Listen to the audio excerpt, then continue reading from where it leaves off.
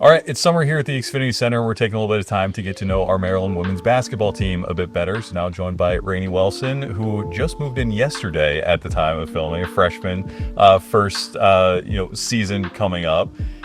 I guess you just drove 14 hours from home. So I guess where are you from, and then how was that drive getting here? So I'm from Greenville, Wisconsin. It's like south of Green Bay by 40 minutes, and the drive was brutal. Thankfully, my dad drove the whole way, and my sister stayed up to talk to him, but I was not about to do that. Yeah. I woke up, we played the alphabet game, I lost, I went back to sleep the whole entire time. I think most people probably know the alphabet game, but would you like to share? So you go through the alphabet, obviously, and you have to find any word that starts with that letter. So like we had like Illinois. When we were in Illinois, it was I for Illinois.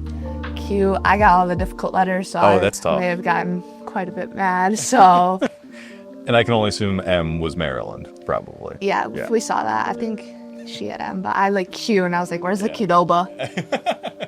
X, Z's, you're struggling at that point. It is brutal. So you just got to campus, you just kind of got moved in. You haven't had a ton to do just yet, but how have the vibes kind of been just now being in College Park officially? I mean, I like it a lot. Obviously, I like my roommate, and we actually watched the NBA Finals last night in Monty's room with Alicia and Yarden. So, like, that was just a cool first night, like, kind of introduced to College Park that way, so that was really nice. Yeah, I guess how have some of the kind of, like, players that have been here kind of helped get you guys settled a little bit? Yeah, I think I've seen most of them, like, hugs, lots of hugs. So that's really nice. And then, obviously, I get sweet Monty to invite us over. I saw Chris this morning and Izzy this morning at the View, so that was really cool. So you mentioned you drove out with your dad and your sister. You're very close with your family. I guess how have they kind of been an influence on you to kind of get to where you're at right now? My dad's definitely been the biggest influence. Like, he's been the drive. He's signed me up for everything. He's got me the opportunities. And so I'm really thankful for him. He's probably the biggest one. And then my oldest brother, he was the guinea pig that got us all into basketball. So I guess I got to give him a shout out there. And my sister, she's just always, like, been by my side. Like, we go through everything together. I can always talk to her. So, like, she may not understand the game the best, but, like, she can, like, understand the emotions towards it. So that's what it is. So I guess how did you kind of get interested, and when did you, like, really start playing basketball? So I actually started when I was 4 because all my older siblings were always at the gym. So I was like, I want to be like them. So I always went to the gym with them. And then, like, I played, like, Y basketball, YMCA. And then my dad realized, like, oh, she's actually got it. I'm like the other 3. So that's kind of how I got into it. Did he say that to them? No, but everybody knows it. Okay. They're like the first through the experiments. Yeah, 4 times the charm kind of thing. So I guess you're winning all the one-on-one battles in your family, probably? No? No, so my brother's 6'7". That'll do it. Yeah, and he, like, I swear he studies my basketball game because he's like, okay, you're going to do this move. I'm like, no, I'm not like fair. Fully intending to do that. And I'm like, that's just not fair. Dang. Well, we were talking to Ava McKinney, and her older brother Ellis played football here. And so I was kind of asking, and she was like, he's just so much bigger that it's really unfair. Like, clearly the better basketball player, but sometimes just it's unfair. Yeah, mine's just a stick, but he's long, so it's just unfair. That is fair. I'm sure he would love to hear that. So what was kind of the recruitment process like for you? Because you're not from the area or anything. What was that like when you were kind of trying to make your decision? I decided I wanted to narrow it down. Like, I wanted to be committed, and, like, I'm done with the process going into my senior year. Not most likely. Like, my AU season, my last AU season, I didn't want the pressure of colleges reaching out to me. So I was like, I'm going to commit. And so my sophomore year, I really started to, like, narrow it down, and, like, difficult phone calls, obviously. But, like, I was just, like, Maryland was always, like, top contender. So, like, I always kept them in there, and then I got to, like, my final 3, and I was just, like, went on the visits, and, like, Maryland obviously blew me away, so I was just like, Dad, this is the one. So it's kind of how it all played out. What was it about Maryland that kind of blew you away?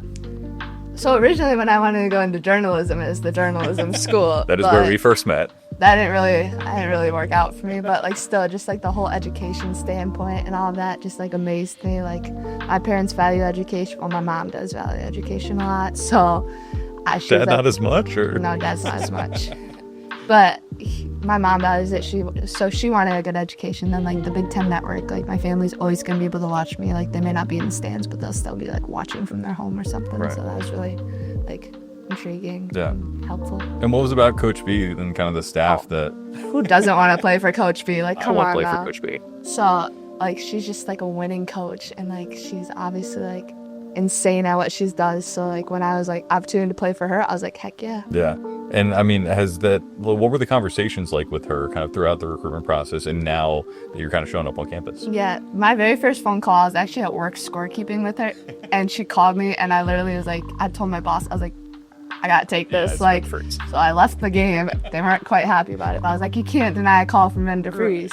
So I answered that, and it's always just been like super chill about it. Like, she's obviously like a great person to talk to. She's knowledgeable at the game, so like we just go back and forth. And like by the time I hung up, I was like, oh, that was a 20-minute phone call, but it's like didn't feel like 20 minutes. So that was really nice. So you've already had a very successful high school basketball career. Are there any kind of like moments that stand out as being like, I'm really proud of that? So, okay, Allie Zabel, you know that name? UConn.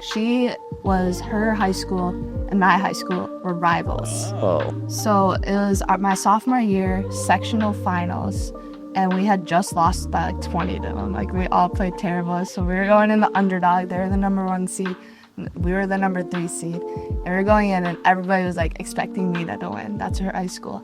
And we went in and I had my career high in points.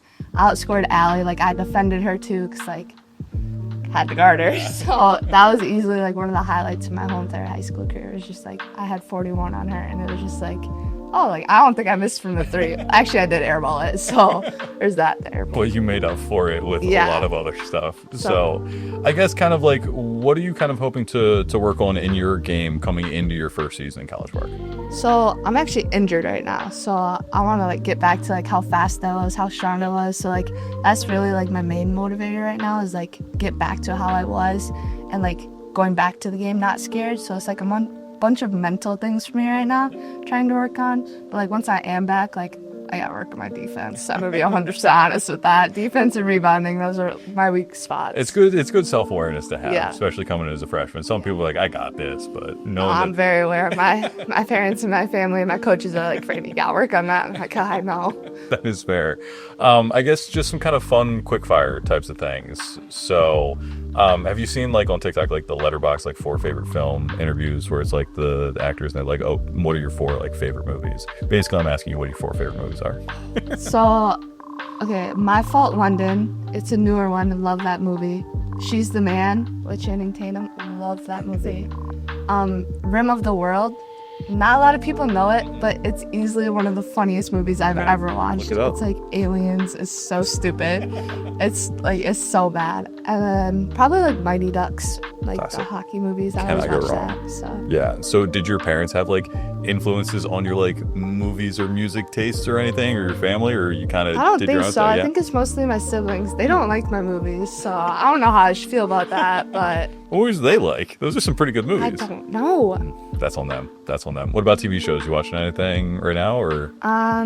I'm currently I love White Collar. Have you ever? I've heard of it. I haven't watched it yet though. Love that show. So I'm rewatching it again. And then I'm currently watching Love Island, obviously. Okay, that has been a very popular answer. Yeah. I forgot what the other show I was watching, but clearly made an impact on you. It wasn't that good. So rather than kind of asking like favorite song or stuff like that, I like the frame is like if you like in baseball had like a walk-up song, what would you pick as your walk-up song? I got nothing. Really? I listen to anything and everything. Oh, like, okay. I thought you were about to be like, I don't listen to music. I have no options.